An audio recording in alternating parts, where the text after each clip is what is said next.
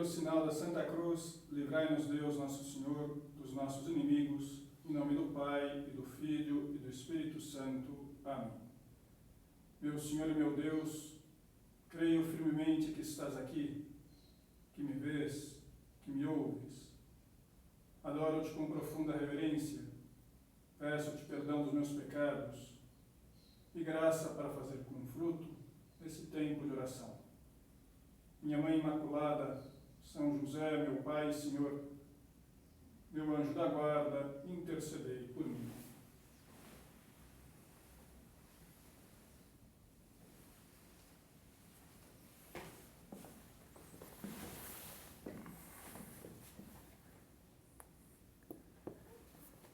Eu queria começar essa meditação sobre o tema da confiança em Deus, contando uma história real. Uma pessoa que foi a Madrid em 2011, na Jornada Mundial da Juventude. Estando lá, era brasileiro, recém-casado, foi com a sua esposa, grávida de 3 meses. No sábado à noite, houve uma vigília de oração. Cerca de 2 milhões de jovens estavam numa esplanada gigantesca. O Papa Bento XVI ia chegar para dizer umas palavras e dar a bênção com o Santíssimo Sacramento. Chovia muito, muito, muito.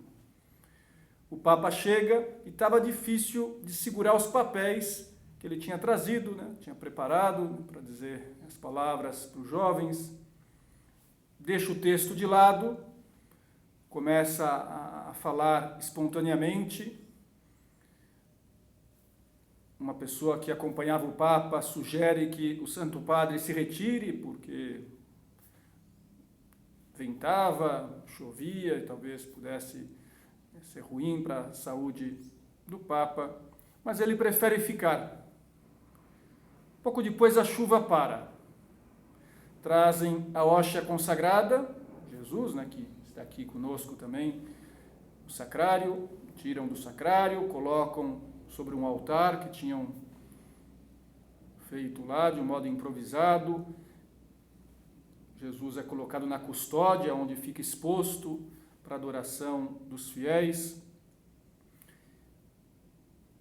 Começa a bênção e, num certo momento, depois dos cantos, das orações, havia um tempo de silêncio. E realmente se fez um silêncio profundo naquela esplanada. 2 milhões de jovens, dos 5 continentes, em oração, um silêncio total, em diálogo com Deus. Esse rapaz, esse homem que estava lá participando, começa a chorar. Fica arrepiado, emocionado, sente que aquilo ia transformando por dentro, ao ver a fé daquela multidão que estava reunida em pleno século XXI para adorar a Deus, para adorar Cristo Eucarístico e para escutar o Papa. Sai de lá dizendo que tinha mudado a sua vida. Ele morava na época na Espanha, tinha, naquele momento, nesse país europeu, uma grande crise religiosa, além da crise econômica, e ele passava por uma fase de um certo pessimismo na fé, de pouca fé, pensando que a igreja estava diminuindo, que as pessoas já não rezavam direito, não participavam da missa. Mas, participando da Jornada Mundial da Juventude, o Espírito Santo faz que ele perceba que a igreja estava viva, que Deus, que Cristo, continuava conduzindo a Igreja Católica e que, apesar de tudo, apesar das dificuldades do laicismo, do materialismo do nosso mundo, havia motivos para ter esperança. E com isso ele renova a sua fé, o seu amor a Deus e começa a olhar para o futuro com o otimismo da fé. De algum modo, todos nós estamos chamados a fazer uma experiência semelhante, muitas vezes ao longo da vida. Agora mesmo, nesse recolhimento, essas duas meditações, depois teremos um tempinho de silêncio, um exame de consciência. É uma oportunidade para renovar a nossa fé, para voltar a enxergar que Cristo vive. Como gosta de falar o Papa Francisco, escreveu essa exortação aos jovens o ano passado, exatamente com esse título, Christus Vivit. O Senhor está vivo, Jesus continua a governar a Igreja, a conduzir a Igreja Católica ao redor do mundo, apesar das dificuldades, apesar das perseguições, apesar da falta de testemunho de tantas pessoas da Igreja. A Igreja é de Deus, a Igreja é divina, e nós podemos confiar, praticar a nossa fé, sabendo que estamos na verdade. Mas para isso, é necessário voltar a fazer essa experiência de fé. Não é necessário chorar, ter emoções, ter algum episódio semelhante ao que teve essa pessoa, um pouco extraordinário, uma situação tão marcante como foi aquele encontro com os jovens. Cada um, nas suas circunstâncias atuais, pode voltar a enxergar a fé como a bússola. Talvez hoje seria mais próprio dizer como GPS, que nos indica o caminho, que nos mostra onde está Deus, onde está a verdade, onde está a felicidade, qual o caminho que devemos seguir. Eu queria comentar nessa meditação 3 dimensões da fé.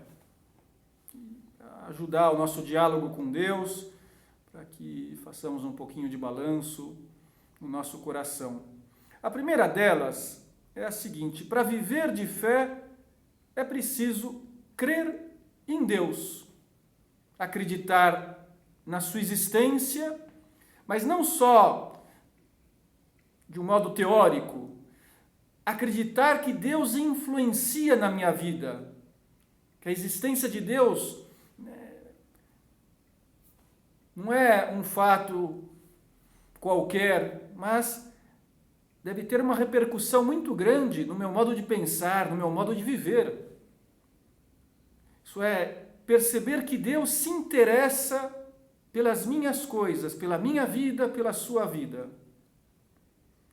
Os ateus não acreditam em Deus.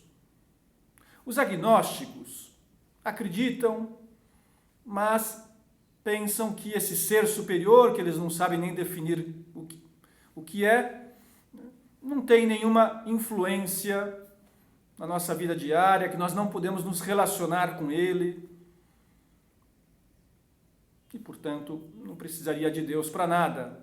Os crentes, os fiéis, as pessoas que têm fé, que confiam em Deus, compreendem algo muito importante, que Deus nos protege, que Deus nos ama e que nós podemos chegar a ter aqui na terra amizade com Deus, ter uma vida próxima de Deus. Eu acredito que boa parte dos que estão escutando essa meditação, fazendo esse recolhimento, já estão no terceiro grupo. Pessoas com fé, mas também há muitos níveis de fé. A fé sempre pode crescer. Que triste ler o que um tempo atrás eu li numa coluna de jornal escrita por Drauzio Varela. Ele, nessa crônica, dizia algo que me doeu bastante. Sabemos que é um homem conhecido, famoso, só que ele tem a infelicidade de não ter fé. O título do artigo era assim: Espremido no avião. Ele falava da dificuldade de viajar em certos aviões por causa do reduzido espaço entre as poltronas. E num certo momento ele comenta, até com uma certa graça: enquanto meus companheiros de infortúnio entravam em fila ordenada e arrumavam os seus pertences nos bagageiros, só não rezei para que o banco à minha direita permanecesse vazio, porque não compreendo como os crédulos podem imaginar a existência de um ser superior com discernimento, perspicácia e tempo livre para as pequenas desventuras de cada um dos 7 bilhões de seres humanos espalhados pelo planeta. Você vê que aqui ele está, na verdade, ironizando, dizendo que seria ingenuidade achar que existe um ser superior que possa se preocupar, né, pelas coisas, né, corriqueiras da vida das pessoas, e por isso ele nem se arriscou a rezar, né, e a pedir ajuda a Deus. Será que realmente é besteira a oração? É perda de tempo? Que rezar é ingenuidade? Tem gente que mede a eficácia da oração pelo resultado. Se eu peço e consigo, então, poxa, então sim, que Deus existe, que Deus é bom e que vale a pena rezar. Mas às vezes nós pedimos algo e parece que Deus não nos atende. Então tem gente que já deixa de rezar e já começa a achar que é perda de tempo, que não tem sentido, e chega à conclusão desse homem, né, que se é que existe Deus, né, ele não vai, né, estar interessado nas minhas coisas, não tem como influenciar na minha vida. Pois muito bem, continua o texto. Quando vislumbrei na fila um passageiro com mais de 100 quilos, tremi nas bases.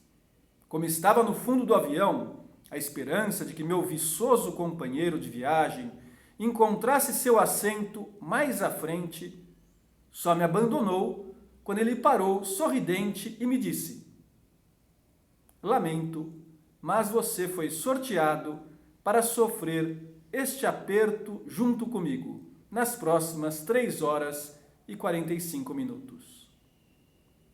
Não tem sentido pensar que foi um castigo de Deus, né, porque ele não rezou, então, né, Deus enviou, né, esse homem, né, para sentar ao seu lado.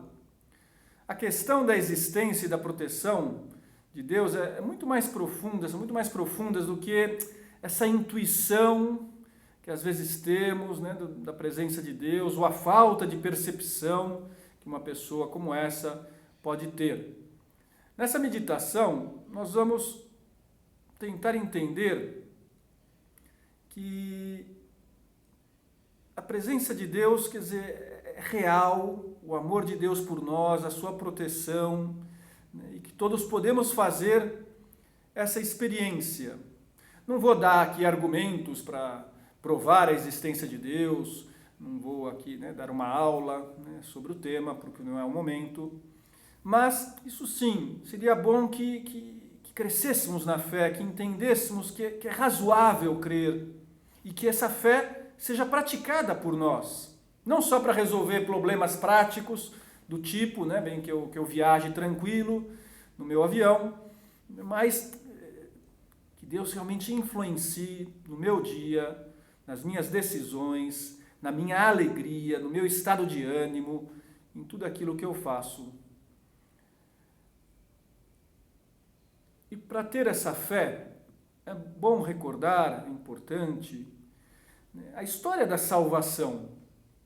Quer dizer, resumindo, num certo momento, Deus Pai envia ao mundo o seu Filho único, Cristo, segunda pessoa da Santíssima Trindade.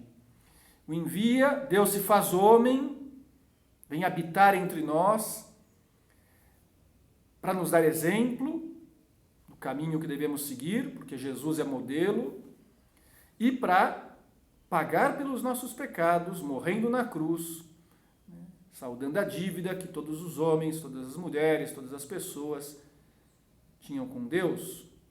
E assim, Ele nos traz a vida divina.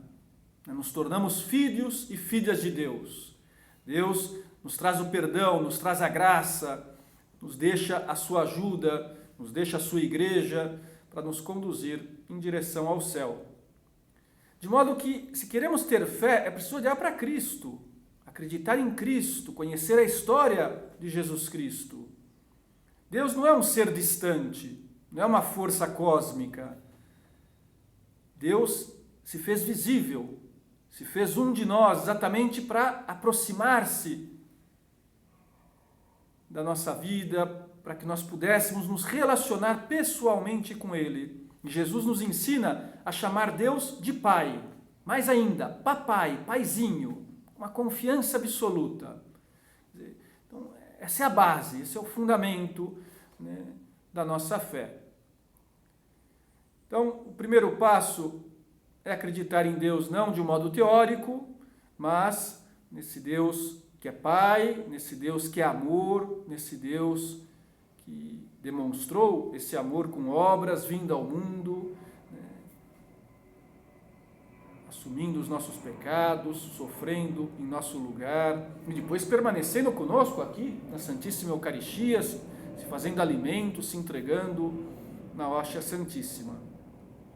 O Papa Bento XVI dizia assim: quando afirmamos crer em Deus, nós dizemos: confio em Ti, confio-me a Ti, ó Senhor, mas não como a alguém ao qual recorrer apenas nos momentos de dificuldade, ou a quem dedicar alguns momentos do dia ou da semana.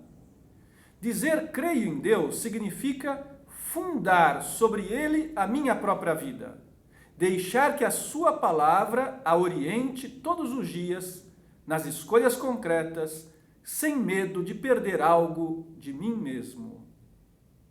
Então, não é só algo abstrato, intelectual, nessa fé em Deus. Essa fé deve ser uma luz para os nossos passos. Deve nos ajudar a tomar decisões, a escolher o caminho que vamos seguir. Quem diz que crê em Deus deve estar em sintonia com Ele. Como diz o Papa Emérito, não só no momento do desespero, quando surge um problema, então quase todo mundo começa a rezar, mas sempre, no dia a dia, ao longo do dia, né, para agradecer, para adorar, para conversar com Deus, para compartilhar com Ele a nossa vida. Essa fé se apoia na divindade de Cristo, na certeza de que Cristo é Deus, né, que a Sua palavra, aquilo que Ele nos transmitiu, né, que nós encontramos no Evangelho, no Novo Testamento, quer dizer, é o querer de Deus para cada um de nós e que se aplica às circunstâncias da vida moderna, da vida de cada um, né, do nosso dia a dia. Pensa assim, né, um conceito na teologia que ajuda a entender, né, que nós não somos ingênuos quando confiamos em Deus.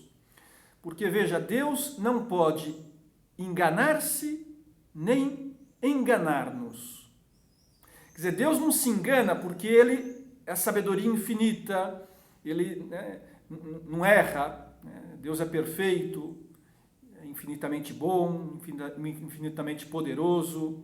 Então Deus não se engana. E Deus não nos engana. Deus não mente. A palavra de Deus, aquilo que Jesus nos transmitiu, aquilo que encontramos na Sagrada Escritura, na Bíblia, quer dizer, é a verdade. Não é uma opinião, não é algo só muito elevado e bonito. É possível confiar plenamente nessa palavra. E isso não é contra a ciência, não é incompatível com a razão. Quer dizer, porque a ciência também vem de Deus, a razão, a inteligência também foi Deus que nos deu. Então, quando nós sabemos conciliar tudo, quando, né, entendemos de ciência, entendemos de religião, quando, né, uma pessoa estuda a fundo, ela vê que não há nenhuma incompatibilidade, que se complementam. Mas isso sim, a fé nos deve levar a acreditar em tudo aquilo que Deus nos transmitiu. Viver de fé, portanto, é confiar em Deus e confiar na palavra de Deus, confiar, né, em ensinamentos concretos, né, nos mandamentos que o Senhor nos deixou, em tudo aquilo que Cristo viveu, que praticou e que nos transmitiu. De modo que o segundo passo para viver de fé é ler o Evangelho, é conhecer a palavra de Deus, né? Também através de livros que explicam, né? Meditações, palestras, o que for, né? Quer dizer, aprofundando em todos esses ensinamentos, mas para incorporar a nossa vida, para que eu possa, né, me perguntar muitas vezes, isso que eu estou fazendo agora está de acordo com o querer de Deus? Jesus Cristo faria isso, se comportaria dessa forma? E eu vou lá procurar na vida de Cristo o exemplo e a palavra para imitá-lo, para segui-lo. De modo que viver de fé nos pede participar da missa aos domingos, porque é um querer de Deus, porque foi o próprio Cristo que instituiu a Eucaristia e que disse fazer isso em memória de mim. Viver de fé é trabalhar bem, estudar, trabalhar com competência, com profissionalismo, porque é preciso imitar Jesus Cristo, que fez tudo bem feito, que era um bom profissional, um bom carpinteiro, que era um bom aluno. Então, o trabalho não é só para ganhar dinheiro, não é só para passar numa prova, para se autorrealizar, mas é um caminho de santidade, é um caminho, né, para amar a Deus, para cumprir uma missão que o Senhor nos confia através do estudo, através do trabalho. Depois, cada uma das virtudes, a paciência, a humildade, a castidade, a fortaleza, a generosidade. Quer dizer, é Cristo que nos ensinou, né, que nos transmitiu, né, esse caminho, que nos mostrou a beleza de cada uma dessas virtudes. Então, eu preciso procurar vivê-las, praticá-las no meu dia a dia. Podemos, então, nos perguntar, a minha fé e o meu amor a Deus se manifestam nas obras, na minha vida diária. Porque, senão, como diz São Tiago, numa das cartas do Novo Testamento, a fé com obras, a fé sem obras é morta.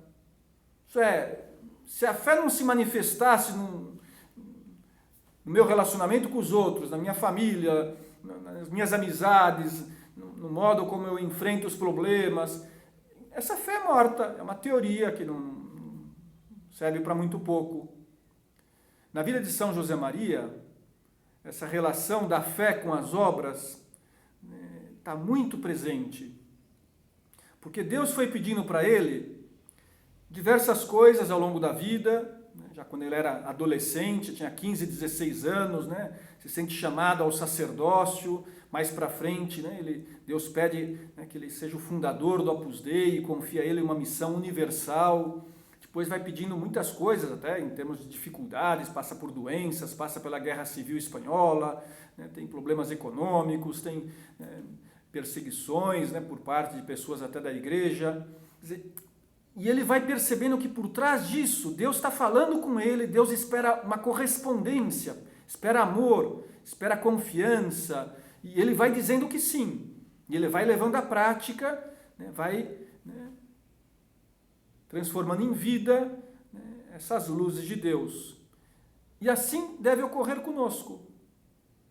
Quer dizer, agora mesmo, nesse recolhimento, depois no intervalo, em silêncio, né, perguntar para Jesus, né, Senhor, como que eu posso te amar mais? O que existe na minha vida que não te agrada, que eu precisaria mudar, que eu precisaria, né, enfrentar esse defeito, né, esse modo de ser que talvez não esteja de acordo com o querer de Deus. Então, perguntar, concretizar e depois procurar viver aquilo que o Senhor te pede, que o Senhor também pede para mim. Quem está atento à meditação deve estar esperando agora o terceiro passo. Porque dissemos que há 3 dimensões da fé. Então, vamos pensar um pouquinho agora nessa terceira dimensão da fé cristã, que consiste no seguinte, né, transmiti-la aos outros. Ou falar de Deus. Se eu tenho fé, se eu confio em Deus, se eu amo, se eu procuro viver de acordo com esses ensinamentos, se isso é importante para a minha vida e me traz alegria, me traz felicidade, eu vejo que é algo tão maravilhoso, é normal, é natural que eu queira que outras pessoas também possam conhecer esse caminho, conhecer a Cristo, que possam seguir, né, essa mensagem, que possam encontrar a felicidade, a alegria, estando mais perto de Deus. E como que nós fazemos isso? Antes de tudo pelo exemplo, né, porque o exemplo fala mais do que as palavras. Então, com a nossa vida, no nosso, através da amizade, do relacionamento com as pessoas, né, se nós temos fé, essa fé vai se perceber, vai se notar através das virtudes, da nossa maneira de reagir diante dos problemas, da nossa serenidade, da nossa paz. Tudo isso, né, faz as pessoas pensarem, elas vão descobrindo por trás, no nosso modo de ser, essa fé em Deus, esse amor a Deus. Mas, além disso, é preciso falar, explicar, aconselhar, propor, mostrar a beleza da fé. Aí você poderia me dizer, poxa, padre, mas aqui eu não conheço tanto assim, né? O senhor é padre, né? Mas eu aqui, né, não tenho tanto conhecimento sobre a doutrina cristã, sobre a Bíblia. Então, como que eu vou transmitir aos outros? Pois olha, eu respondo com umas palavras do Papa Francisco. Ele diz assim: a primeira motivação para evangelizar é o amor que recebemos de Jesus, aquela experiência de sermos salvos por Ele, que nos impele a amá-lo cada vez mais. Com efeito, um amor que não sentisse a necessidade de falar da pessoa amada, de a apresentar, de a tornar conhecida, que amor seria? Se não sentimos o desejo intenso de comunicar Jesus, precisamos de nos deter em oração para lhe pedir que volte a cativar-nos. Então, o que o Papa está dizendo, e até em outro lugar ele diz até de um modo mais explícito, que não é necessário tanto estudo, que não é só depois de ter estudado teologia e lido livros e mais livros que eu vou poder falar de Cristo. Não, todos podemos, né, se temos essa experiência pessoal, se conhecemos minimamente Jesus, se procuramos amá-lo e seguir os seus ensinamentos, se temos fé, vamos falar daquilo que nós vivemos, contar a nossa experiência e aquilo que é importante para nós, com as nossas palavras, né, espontaneamente, do nosso jeito, ainda que, né, não seja exatamente preciso e exato, né, um modo de explicar, é suficiente para que a pessoa veja a autenticidade daquilo que estamos dizendo. E que, além do mais, ao transmitir algo para aquela pessoa, ao falar de Cristo, ao animar aquela pessoa, sei lá, a se confessar, ou a participar da missa, ou a rezar um pouco, ou a confiar em Deus numa dificuldade que está passando, ela vai perceber que estamos fazendo isso, dizendo essas coisas, porque queremos o bem da pessoa. Não queremos forçar ninguém a nada, nós respeitamos a liberdade de todos.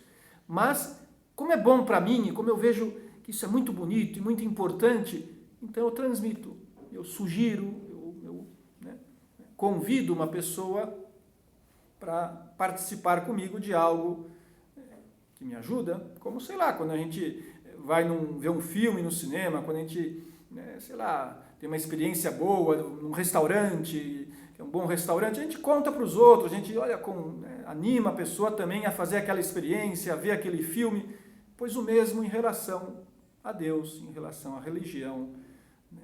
Falar de Deus, né? Vencer a vergonha, né? Vencer, né, esse bloqueio que às vezes pode entrar, né, do medo do que vão pensar.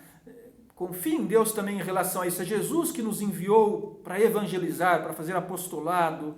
Quer dizer, e o Espírito Santo toca o coração das pessoas se nós, né, confiamos nele, se nós fazemos a nossa parte, né, e convidamos uma pessoa para assistir um recolhimento, talvez digital, né, enviamos o link de uma meditação, ou né, damos um conselho, uma sugestão em relação a um tema espiritual. Talvez nós pensemos agora ao final da meditação, poxa, eu tenho pouca fé. Essas 3 dimensões da fé precisam crescer na nossa vida. E é verdade, sempre se pode crescer na fé. E sabe o que é preciso fazer para que isso aconteça? Pedir. Pedir a Deus. Agora mesmo podemos pedir no nosso coração: Senhor, aumenta-nos a fé. Pedir a Cristo aqui, né? Jesus presente no sacrário: meu Deus, eu creio, mas que eu creia mais. Eu amo, mas que eu te ame mais. Porque é um dom de Deus. Né? Preciso estudar dentro do possível, ler, aprofundar, assistir meditações, né? Dedicar um certo tempo para conhecer, né, o Evangelho, a Palavra de Deus, mas precisamos, antes de tudo, da graça do Espírito Santo, né? E aí sim vamos vivendo de fé, tendo mais fé, se pedimos, se recebemos os sacramentos da confissão, da Eucaristia. Talvez concretizar agora no intervalo do recolhimento algo para que a sua fé cresça. Vou dedicar todos os dias 5 minutos para ler o Evangelho. Pode ser. Então, vou ler na sequência a vida de Cristo, para conhecê-lo melhor. Vou rezar, né, todos os dias essas orações em tal momento, né, para me aproximar mais de Deus. Vou falar com essas 2 pessoas sobre a fé, sobre Cristo, né, sobre o Opus Dei, sobre um tema cristão.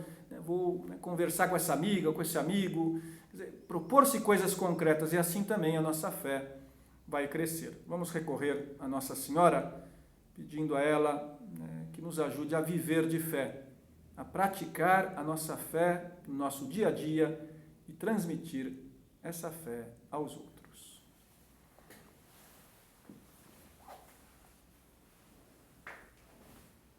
Dou-te graças, meu Deus, pelos bons propósitos, afetos e inspirações que me comunicaste nesta meditação. Peço-te ajuda para os pôr em prática. Minha Mãe Imaculada, São José, meu Pai e Senhor, meu anjo da guarda, intercedei por mim.